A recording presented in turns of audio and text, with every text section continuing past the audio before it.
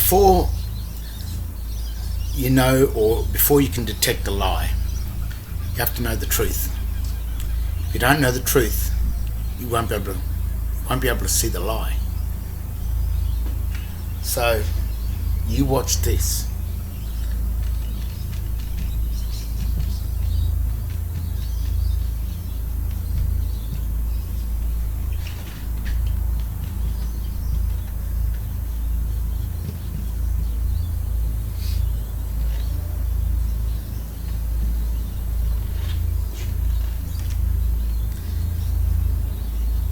Most of us will read that as the cat sat on the mat. But that's a lie. And the only way you can detect that that's a lie is by knowing the grammatical truth of that type of text. That's called a glossa, but in the Black's Law Dictionary, it's a corrupt gloss that corrupts the essence of the text, which is the meaning of the text. Now we would assume that that would read, the cat sat on the mat. But in actual fact, it doesn't read that at all. Because when this typeface is translated back to English, it reads this.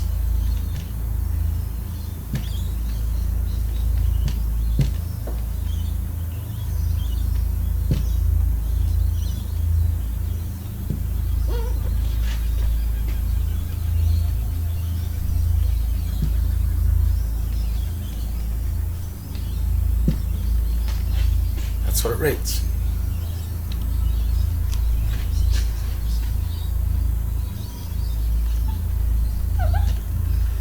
It's only when we know the truth of that text there that we can see the lie. Because the truth of that text doesn't read what you thought it did. In Article 11147 of the Chicago Manual of Styles, it identifies this all uppercase text as American Sign Language, or ASL. And when you enter into a contract, you have to sign yourself into it, sign the document. That's a sign language. So when you enter into that document, that signed document, you have to sign your name, sign something. And the trick is, in 11147 of the Chicago Manual of Styles, it shows you the truth of how to write sign language. It shows you the correct way to do it. So when you know the correct way to read sign, or how it is meant to be, so it can be strung along into a sentence, or so two or more signs can be put together into a sentence. The signs must be hyphenated.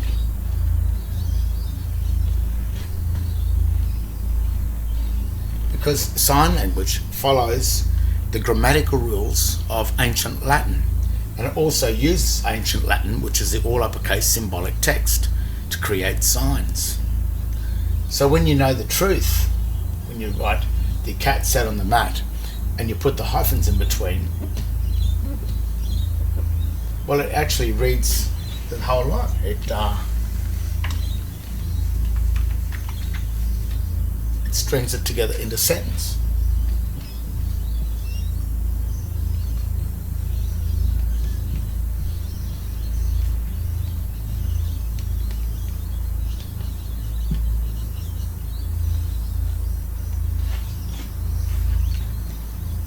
So when you know the truth, you can detect a lie.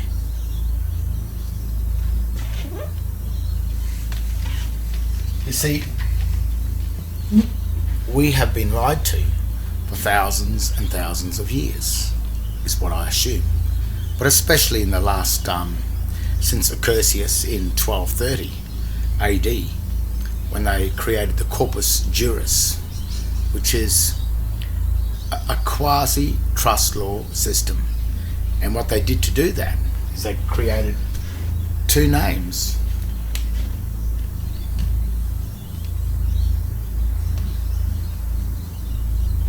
You might think that that's two names there, but it's two words that constitutes one name.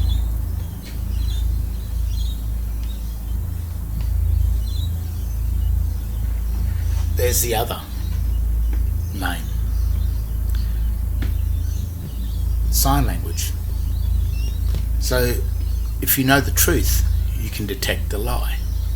So what happened in 1230 when they created the surname, which means cognomen? This is nomen. This is a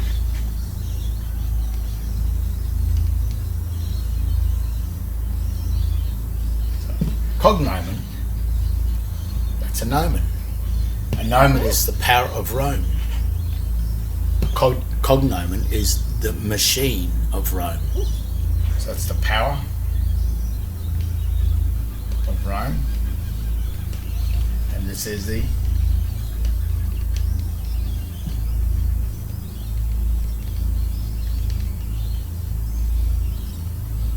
machine of Rome. And a machine is a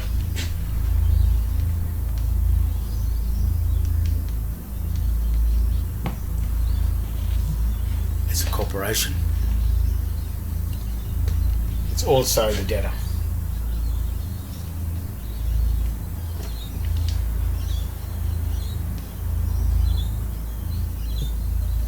That's the creditor. So when you know the truth, you can detect the lie. So now that you know that there's two names, and these two names were created in 1230 AD in the reign in the Hohenstaufen Empire of Rome, when the Hohenstaufen family ruled, I think from 1100 to 12 something, around roughly 100 years.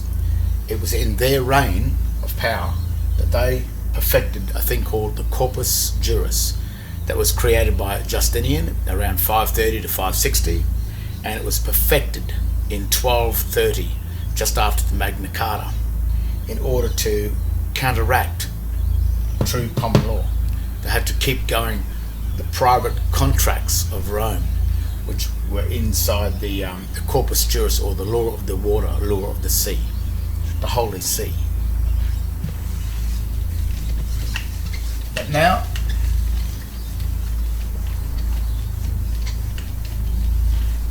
now I'm going to show you the absolute lie in trust law.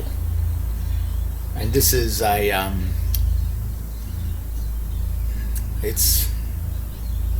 this is a crime. This is a true crime. This crime is sort of so simple but complex that we don't see it. We don't get it. And because we are born into this crime, birthed into it, born into it,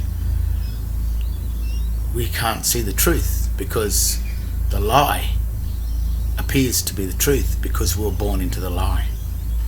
Now, trust law, which is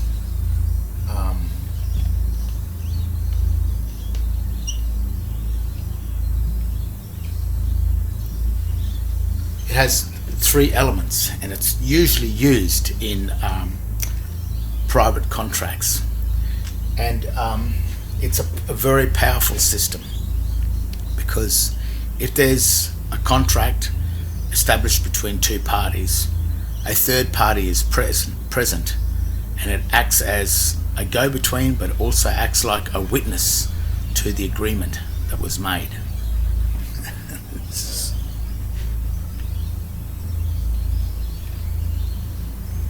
Trust law has a creditor, a debtor, and an administrator. It's got three elements in it. The creditor gives or grants the dominion. He may own some property, and if he's the sovereign, then he will own the mineral and energy wealth of the land that we were born onto, because that was a grant that was given to us in Article 126 in Genesis, where God granted dominion, which is the absolute authority, to man over land, air, sea, and the thing that creepeth, that is the surname, the cognomen. The creditor has power over all of this. What the creditor does is an administrator comes along, which is usually the Vatican, and offers to take the dominion from the creditor, from the man,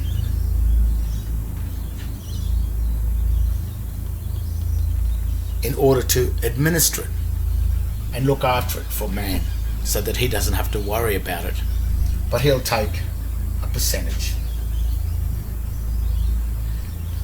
And what the administrator then does is he offers this to a debtor to pay the debts of the bills of the state. So the administrator holds all these debts and he gives it to the debtor. The debtor pays the bills, but what the debtor gets is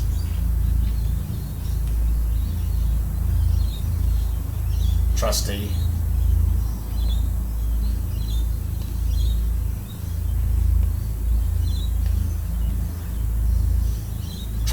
compensation.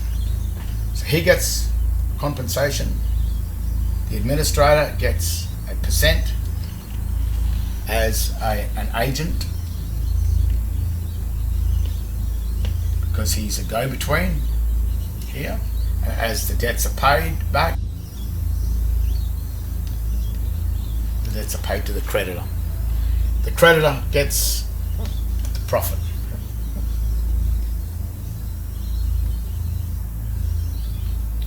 Creditor gets the profit, gets all of his estate looked after by the administrator. The administrator hands it to the debtor, and the administrator acts as the go-between. That's how a trust works. That's the truth. Now that you know the truth about the trust, you should be able to detect the lie. So we have the truth. There's a creditor, there's an administrator, there's a debtor. 1, 2, 3 parties makes up the Trinity, the trust. 1, 2, 3. That's the key.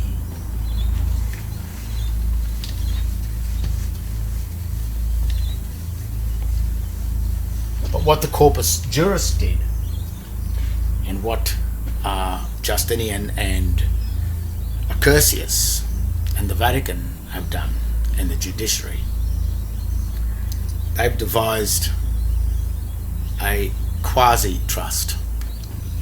It looks much the same.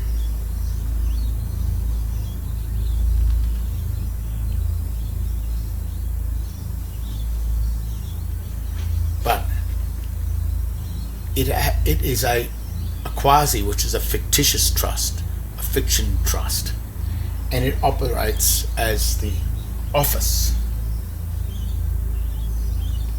of creditor, the office of administrator, and the of debtor. The office of administrator, the office of the debtor, and the office of the creditor. But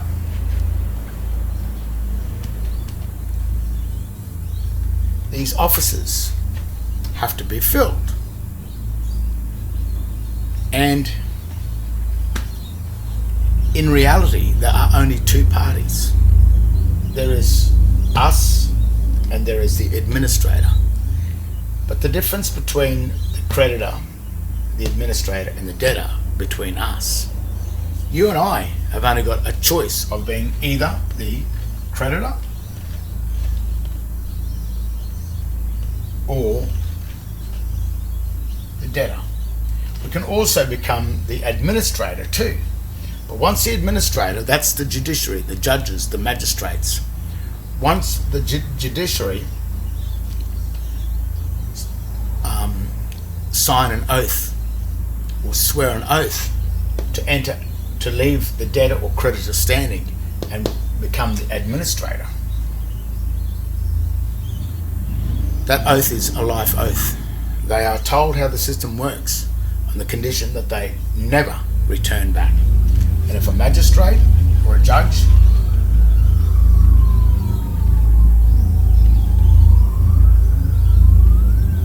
ever attempts to act as the creditor or ever attempts to step down here, then the magistrate will surely die. He won't last. The Vatican will make sure he doesn't last, and rightly so. But when it comes to us, so that puts the magistrates up into the office of the administration. But what one are you? Well, if you have a look on your birth certificate, it says on the day you were born, something was birthed. And that was Smith.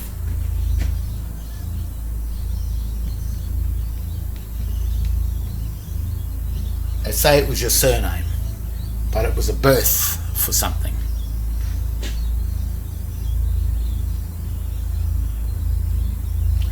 And about a month later, your Christian name was then birthed.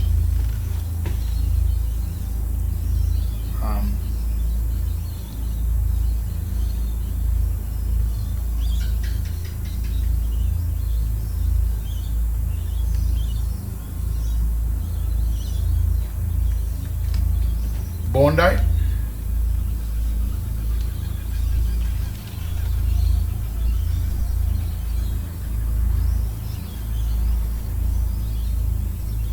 And registration date.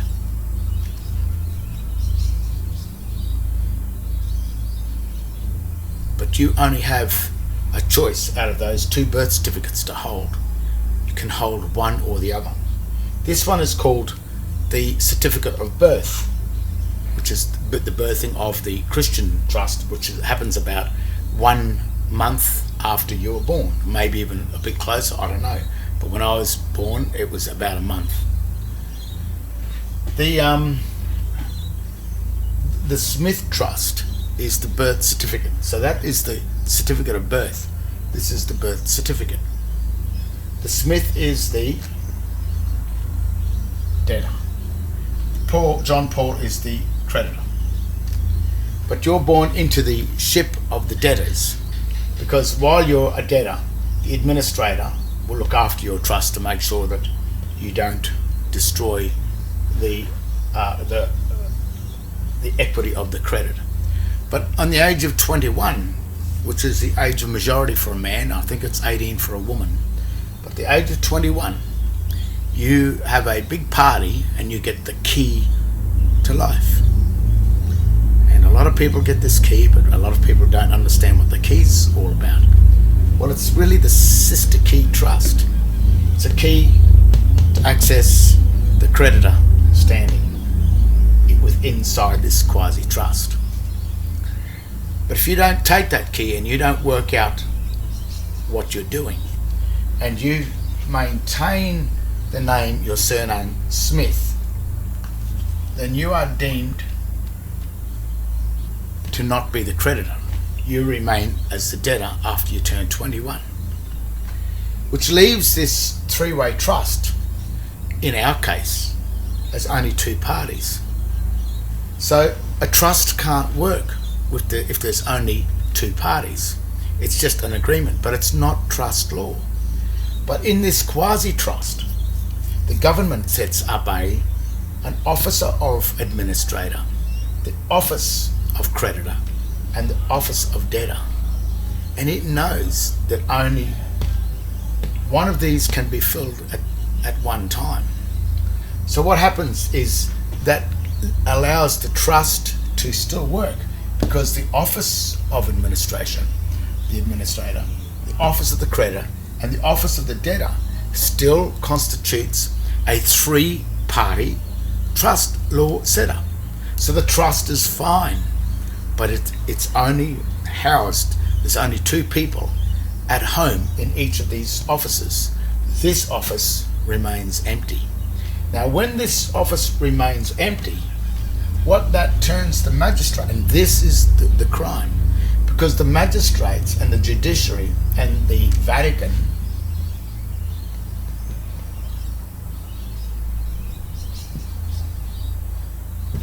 that offered to act as the administrator, the minute the creditor is not there and it turns into just a two-way trust, it turns the administrator into the creditor, because the creditor moves back up to here one. That becomes the creditor. He becomes just the debtor. So the debtor now, as we've paid the dominion, which is the authority to the mineral and energy wealth. These are the mines here. It's where the oil, the coal, the energy that we supply, billions and billions of dollars, trillions of dollars worth of oil, gas, energy and mineral wealth is owned by us, the creditors. We offer that to the Vatican for the administration. They hand it to the debtor to be for the debts of the system to be paid for. So the debts are paid for back to here. And when the administrator goes to pay the debts to the creditor, the creditor's not there. And the Vatican then becomes the creditor. So the trust is a quasi-lie set up to let us believe that it's all properly working. So when we go into the court, we go in on this side, the police or the councils, they sit on that side.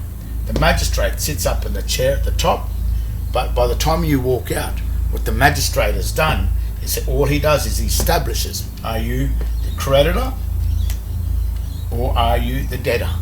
And after he gets your name and date of birth, he works out that you become the creditor, that you become the debtor.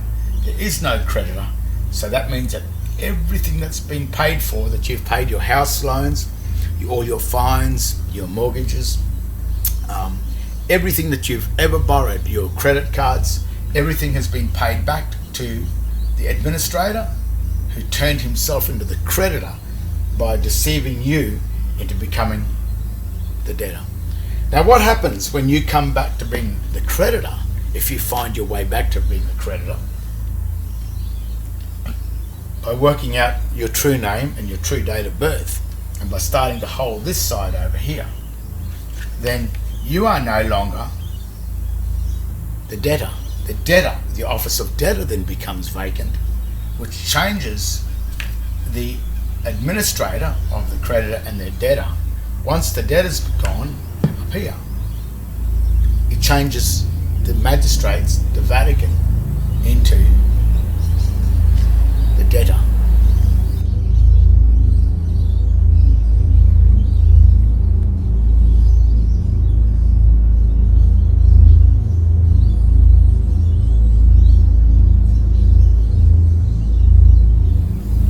That's why the administrator and the magistrates and the police and the government are so hell-bent on you remaining dumbed down, holding the surname, because what this three-way trust does, that is only housed by two parties.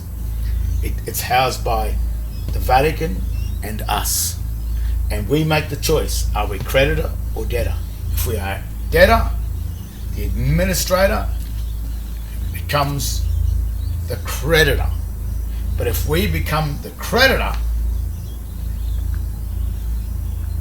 the administrator becomes the debtor. But find a debtor here, down here, to pay the debts. So that means that he only moves up into the debtor, and he must then settle all of the charges that have been clocked up by the debtors and by the magistrates in the Vatican. They clock the debts up, they must pay them. And that is why you have been tricked and deceived into spending all of your life as the debtor. And when you die and you get your name engraved onto a tomb, you will have the name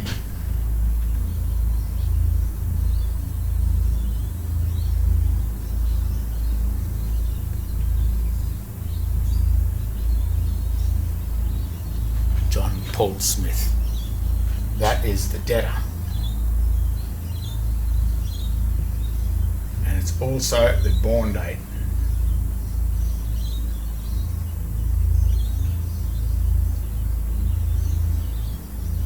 To identify that you are the creditor.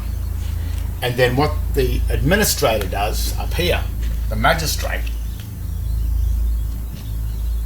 he makes sure that that name goes on the tombstone, and he uses the tombstone as the absolute confirmation that you as the debtor never return back to being the creditor, because the proof is on the tombstone.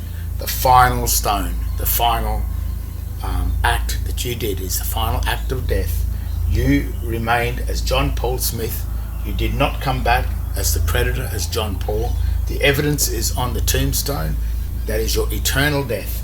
So that gives the administrator the right to claim the estate of the creditor and never have to pay back. And what he's done, it's called conversion, because he converted the mineral and energy wealth, the dominion. This is the dominion over here. He converted the dominion of man and stole it and took it for the magistrates and the Vatican, which is the serpent usurper, which is the snake.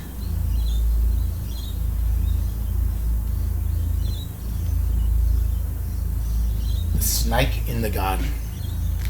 And Adam was tossed from the creditor into the debtor by eating the fruit of the tree of knowledge instead of the tree of life.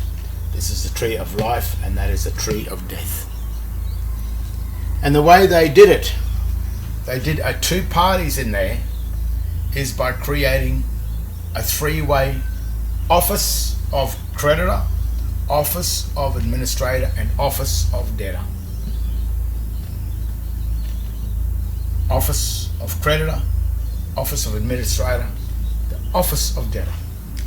And no matter what you do, all governments are an office. You will notice that they always speak to the officer. And the only way you can have jurisdiction with the government is that you must hold an office or a private name or a surname that renders you a part of this trust. These two names down here, this is a birth. Smith is the birthing place for the debtor, and John Paul is the birth of the creditor. And it's what birth or what office you hold in this system that makes you either the creditor, which turns the administrator into the debtor, or if you're the debtor, it turns the administrator into the creditor. So he will win, and that's why he needs you to remain as Mr. Smith, remain in the office of the debtor, in order that he can in order that he can convert himself from administrator, who gets just a percentage of the take, into the creditor and takes his percent plus everything down here, and he never ever has to return it to the creditor, because the creditor has died, he's gone, you couldn't find your way back home, so you lost your estate, and you lost it to the magistrates, to the Vatican, and to the snake in the garden. And that's what the Adam and Eve story is all about. That is the perfect crime. It's a crime of conversion, by converting the dominion that was granted to man in 126 over to Satan, the snake, the serpent, and the magistrates and the judges left the debtor and creditor and signed an oath with Satan, the snake. And once they're up there, they make sure that they administer all the wealth for this.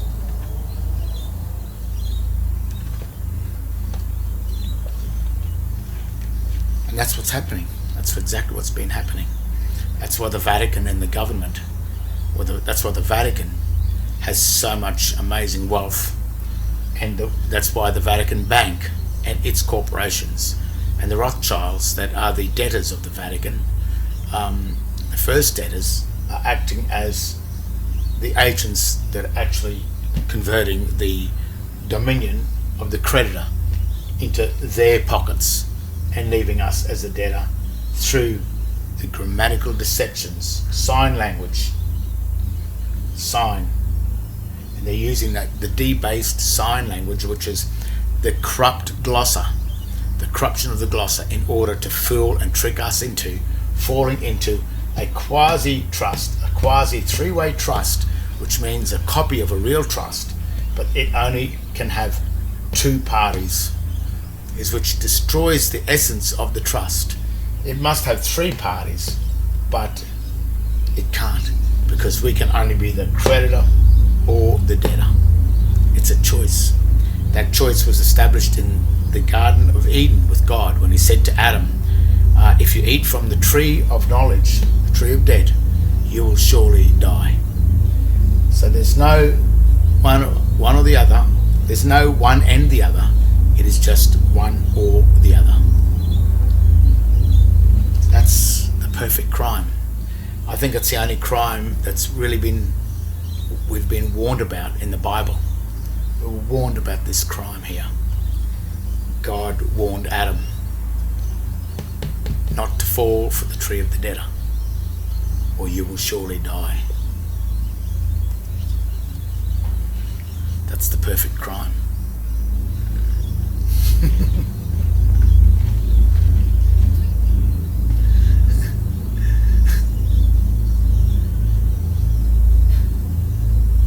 I don't blame you if you can't work it out, because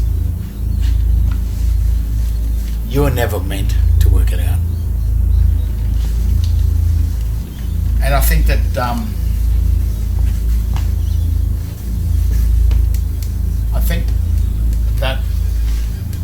Satan's time has come.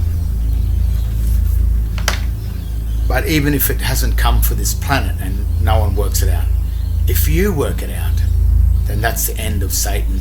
That's the end of the administrator acting as the creditor. He falls back into where he should be, back into the debtor, because that's where he started out as. It was only through his trickery and deceit that he changed or converted himself from being the debtor into the creditor. But when you wake up to it, when you can see the truth, then you will be able to see the fiction or the lie. It's when you know the truth, you will see the lie.